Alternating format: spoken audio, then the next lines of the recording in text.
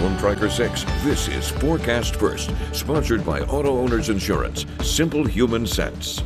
We're in the last few days of September, but it looks like the warm weather's still trying to hold on. It was 86 in Grand Forks yesterday, 92 in Rapid City. We were only in the upper 70s, but still, from here to our west, there's warmer weather, and that's affecting everything in our forecast going forward. Right now, we're in the 50s, but just to our south, there are the 60s.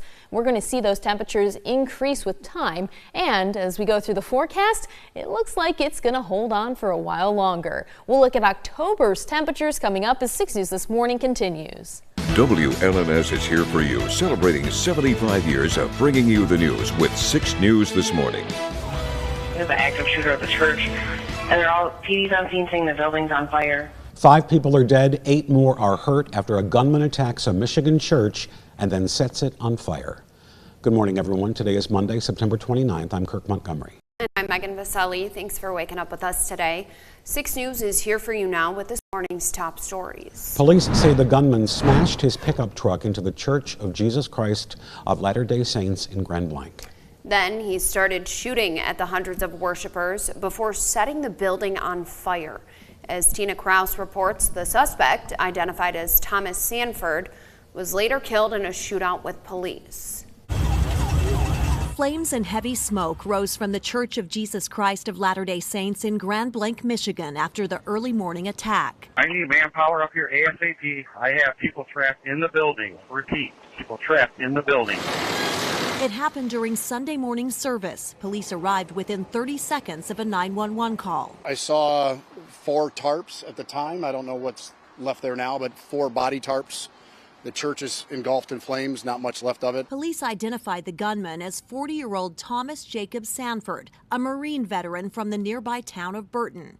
They say 2 American flags were in his pickup truck that crashed through the church doors before he opened fire on hundreds of worshipers with an assault rifle. They were shielding the children who were also present within the church, moving them to safety. Police say the suspect used some sort of accelerant to start the fire and had explosive devices with him.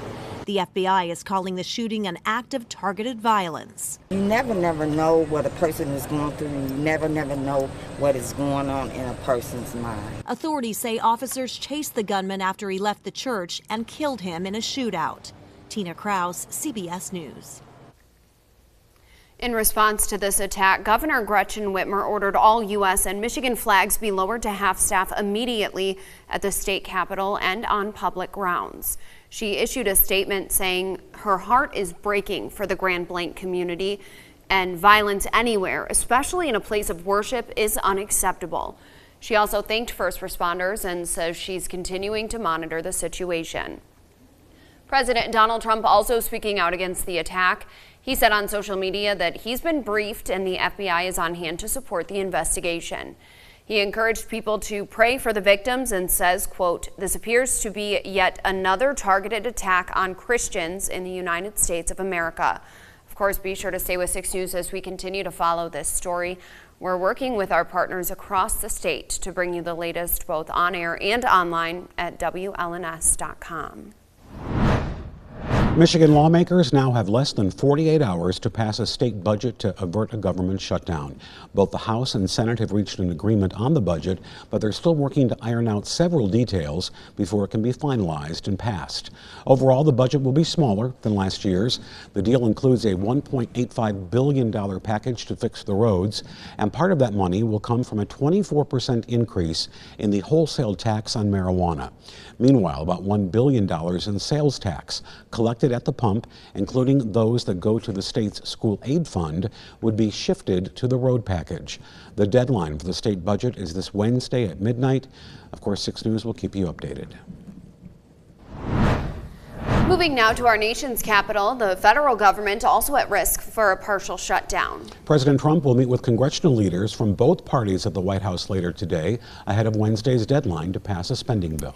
The president says he's not optimistic today's meeting will result in a quick solution. Meanwhile, he's threatened to lay off federal employees, which goes beyond the temporary furloughs used during past shutdowns. This comes as Senate Republicans blame Democrats for the impasse, urging them to approve a 7-week spending bill.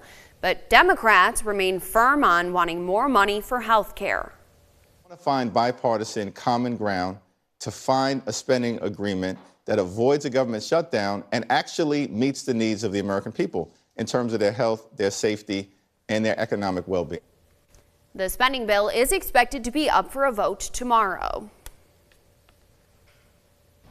Back here in Michigan, we have a heads up for drivers this morning. Starting today, state police will be cracking down on distracted and reckless driving. In a post on X, the MSP First District announced plans for a statewide traffic initiative enforcing the Fail to Move Over law. The agency reports troopers from 5 of its districts will participate, including officials from the Jackson and Monroe posts. They'll be on the road looking for reckless and distracted drivers from 11 this morning until 4 o'clock this afternoon.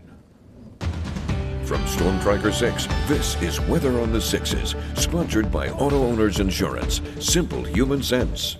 While it's still dark outside, the lights on the Capitol Dome illuminating that flag that's flying in a little bit of a breeze. That wind helping to reduce the chance for some fog in many spots this morning, and you'll see some pretty good visibility across most of our area today. Sunrise time 7:34, sunset 7:23. When the sun comes up, it'll start to heat us up immediately. So places like Marshall and Coldwater that have had some fog this morning, getting up back to that 10-mile maximum visibility very quickly. It's down to just a quarter of a mile in Marshall right now, but that sensor being in a more rural spot shows you that when you head out towards Fields, that's where you're going to have some of the areas of fog this morning, not nearly as widespread as last week. As for those temperatures, a few more 40s on the map. 49 now in Hastings, 48 in Charlotte, same over towards Ann Arbor, and then 49 back up towards Owasso. These temperatures will make it up towards 80 degrees today. Rocco's rocking those sunglasses, and I have green paws for all of our pets. They're going to love this week's forecast. It's going to be dry, it's going to be sunny, and while it's going to be comfortably warm, it's not going to be excessively hot. We still don't have humidity, so it's just a gorgeous forecast for anything. Yeah, absolutely. Didn't we have 12 hours of daylight on Friday? We had last week, yeah, now it's less than that. Yikes. Because we had that 5K yesterday, and so I was up a little bit later than I usually am, and whew, man, the sun started setting. What? Yeah. What's happening? Because we're usually asleep for it, you know. So it makes it easier for us to go to bed though when it's in the winter. It really does. It really does. There are bright sides to losing the brightness. Yes. So. Yes. All right. For us, for the crazy ones that wake up in the middle of the night or even the night before. That's right. Okay. All right, still ahead in our What's New on the Web segment, we're going to be talking